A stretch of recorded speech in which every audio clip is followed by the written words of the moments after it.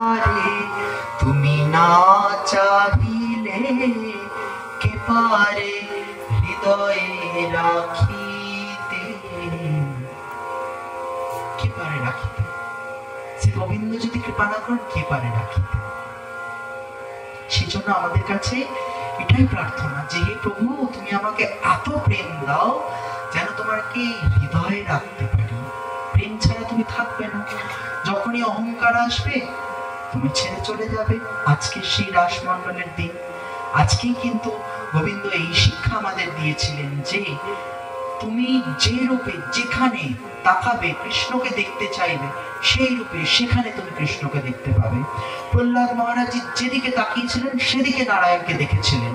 হিরণ্যকশিপু প্রহ্লাদকে বলছে, তোর ভগবান নারায়ণ এখানে আছে, এই স্তম্ভেও আছে। সে বলছে হ্যাঁ আছে। বাকিটা আমরা সবাই জানি। সে স্তম্ভ থেকে কে বেরিয়ে আনলে? ভক্তবৎসল নরসিংহদেব। ভক্তবৎসল উনি আর অপেক্ষা করেননি। প্রতি লীলা ক্ষেত্রে তিনি কোনো না কোনো জায়গা থেকে জন্ম নিয়েছেন, কোনো জীবকে আশ্রয় করে। ভক্তের বিপদে উনি আর থাকতে পারেননি, স্তম্ভকেই গর্ভ বানিয়ে ভেদ করে বেরিয়ে চলে এলেন নৃসিংহদেব। কণায় কণায় রয়েছেন ভগবান। রাসমণ্ডল স্থিত গোপীগণ কেউ যমুনার জলের দিকে ধেয়ে যাচ্ছেন, যমুনার কাদা কালো মাটি তুলে নিয়েছেন হাতে, হা কৃষ্ণ বলছেন। তৎক্ষণাৎ সেই মৃত্তিকা কৃষ্ণের রূপ নিচ্ছে। কোন সখী ছুটে যাচ্ছেন তমাল বৃক্ষের দিকে, হা কৃষ্ণ বলে জড়িয়ে ধরছে, তমাল বৃক্ষ থেকে কৃষ্ণ বেরিয়ে আসছেন। কোন কৃষ্ণ সেখানে কণ্ঠকীর্ণ সেই ঝোপ রয়েছে, হা কৃষ্ণ বলে জড়িয়ে ধরছে, ক্ষত বিক্ষত হয়ে যাচ্ছেন, বস্ত্র ছিঁড়ে যাচ্ছে, সে তৎক্ষণাৎ কৃষ্ণে পরিণত হচ্ছে। কোন সখী ছুটে গিয়ে যমুনার ধারে পড়ে থাকা প্রস্তরে আছাড় খেয়ে পড়ছেন, হা গোবিন্দ বলে, সে তৎক্ষণাৎ সেই প্রস্তর কৃষ্ণে পরিণত হচ্ছে। কি এটার মানে কি? এটি হলো সেই শিক্ষা যা কৃষ্ণ আমাদের দিয়েছিলেন রাস পূর্ণিমার দিন।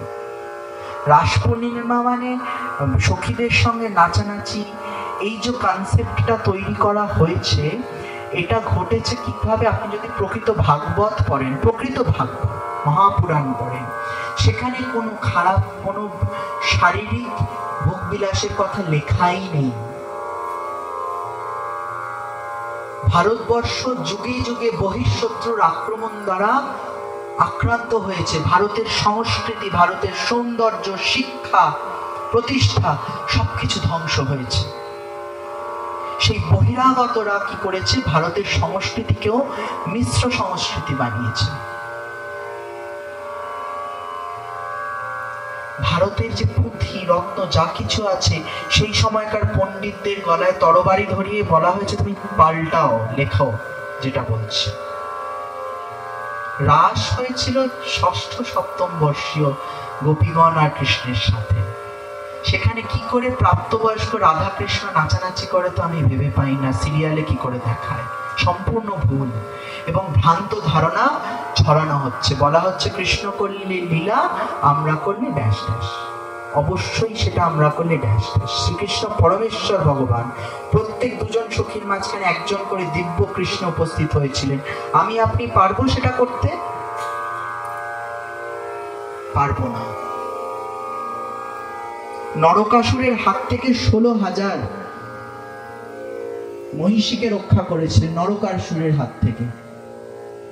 হ্যাঁ, তাদেরকে বহু বৎসর ধরে সেই রাজকুমারীদেরকে সেই অসুর, সেই দানব এবং তার সাঙ্গপাঙ্গ ভোগ্যবস্তু করে রেখেছিল।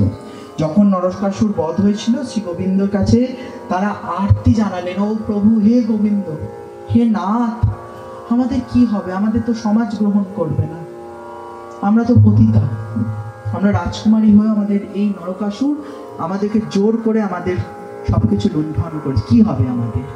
কৃষ্ণ বিবাহ করেছিলেন এবং প্রত্যেকের কাছে একটি করে কৃষ্ণ বিদ্যমান ছিলেন। পারবেন আপনি, আমি করতে পারবো? পারবো না।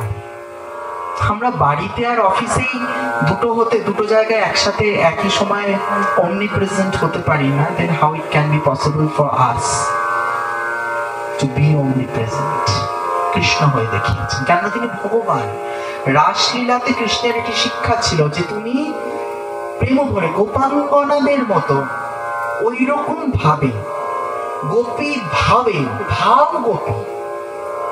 গোপী ভাব মানে কিন্তু লিপস্টিক লাগিয়ে নলক করে বেটা ছেলে মেয়ে ছেলের সাথে ঘুরে বেড়ানো নয়। It's not like that. যদিও বা সেই জায়গাটায় উত্তীর্ণ হয় কোনো ব্যক্তি, সেটি আর 5টা জনসমক্ষে প্রকাশ করার নয়। একজন পুরুষ ভক্ত, তার মধ্যে সেই গোপী ভাব, অনন্ত গোপী প্রেম জেগে উঠতেই পারে। শ্রী গোবিন্দের কৃপায় তিনি নিজেকে গোপী সাজাতেই পারেন, কিন্তু সেই সাজ কার জন্য? সেই সাজ শ্রীকৃষ্ণের জন্য, আর 5টা সাধারণ মানুষ দেখার জন্য নয়, ফেসবুকে পোস্ট করার জন্য নয়, বা ঘাগড়া পরে মেয়ে সেজে ক্যামেরার সামনে যে দেখো আমি সখী সেজেছি নাচছি, এসব দেখানোর জন্য নয়, একদম নয়। গোপী ভাব, গোপী হলো গোপনীয়। স্বয়ং রাধারানীর নাম শ্রীমদ ভাগবতে গোপনীয় রাখা হলো। হ্যাঁ, তার বিশেষ সখী, প্রিয়তমা সখী, এরম ভাবে উল্লিখিত হচ্ছেন রাধারানী।